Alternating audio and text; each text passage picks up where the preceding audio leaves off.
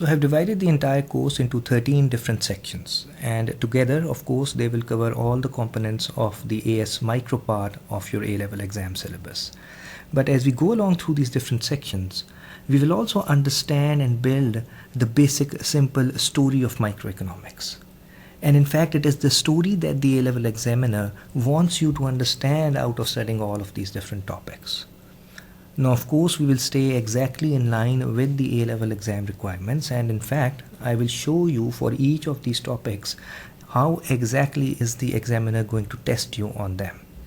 And I have done that by including essay banks and MCQ banks for each of these different sections. So with that, let me just now give you the detailed section by section overview of the course. So section 1, 2 and 3, we will continue to talk about the basic core principles and ideas of economics. So we will do another video on resources and opportunity cost, and then I will talk about this difference between positive normative analysis. Now we'll keep it all very short, and the reason we are going to discuss them, first of all, of course, they are the building blocks, so makes sense to see it at the very beginning. But usually in this paper 1 MCQ part, the first 5 questions, 3 or 4 out of those first 5 questions will usually be on these topics. Anyhow, once we are done with that, we will move on to section 2, where we will sort of bring together all of these different ideas into one simple graphical model, which is known as the production possibilities curve. Now this is an important section, an important topic, because it is tested very rigorously. So we will want to know how this curve comes about, and we will want to know how we can read off this curve. So we'll break it down step by step, and you will see as we go along through those essay and MCQ banks how you are going to be tested on these ideas. Once we are done with this, we move to section 3. This one is a nice easy section where we do a very broad level sort of advantages versus disadvantages type of a comparison between the free market and the planned economic system that I have briefly introduced in the first video. Now we won't go into any theoretical or technical details over here, but this is important because there are a lot of questions in the past A-level exams that will require you to do this comparison. Anyhow, once we are done with this is where we will pick up the free market system to study in detail, and this is where we start to dive into the depths of the working of this free market starting from section 4. Now the working of the free market is usually explained through the basic simple model of economics. You can say this is the bread and butter of economics, the model of demand and supply. So this is going to be a very graphical analysis, but I would also want you to know the economics behind these graphs, and it is very simple to keep both the things connected. It makes everything much more simpler. So we'll look at demand curve, supply curve, how they lead to an equilibrium in the market, equilibrium meaning a certain quantity and a price. And along with all of this discussion, we will end up by talking about these functions of prices, or the role that price plays in all of this working of demand and supply. Now price, Adam Smith, remember, said, is the invisible hand of this free market mechanism. This is what makes it work automatically.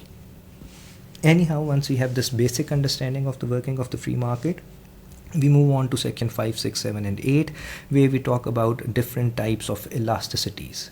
Elasticity overall is a concept that economists use to understand the working of this free market in more detail.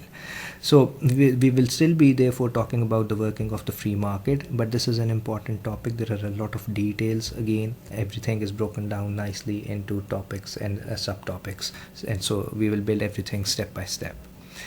So once you are done from section 4 till section 8, you will understand how the free market works, and then in section 9, through these ideas of consumers and producer surplus, we will understand how economists sort of try to prove that the outcomes that this free market gives you are the best outcomes from the society's welfare point of view. So that will sort of complete our understanding of what is a free market, how it works, and how or why should we love it, and why does it work automatically and maximize the welfare of the society. But then we will remind ourselves that, look, sometimes these free markets fail, the governments interfere, so we will learn, or we will have to learn, how does the government interfere. And this is where we talk about the 3 or 4 different tools of government interference. We talk about taxes, subsidies and price controls. Now we will learn how these different government interferences will affect this free market of a product, and that is, we will still be analyzing this whole discussion through this graph of demand and supply. So you can already see within this overview how everything will be nicely linked with each other. Anyhow, once we have looked at these government interferences, then we conclude this course in the section 13 by sort of trying to identify the rare instances when the markets fail. And we identify cases of market failure by talking about these three different types of good: merit, demerit, and public goods. This we will learn are the rare types of goods where the system of demand and supply, the free market, it will fail. It will sort of either overproduce these goods or underproduce these goods. And then we will learn, or I should say analyze, how these different forms of government interferences can be used to correct these particular types of market failures. And that will conclude everything that you need to know. Now, as you go along and get lost into the specific minute details of some of these topics over here, always remember to every now and then take a step back and remind yourselves of this broader story over here, and try to locate yourself within this broader framework. And then that will allow you to keep everything nicely linked up with each other, more organized, and overall it will make understanding and retention of whatever you see and learn in this course much more easy.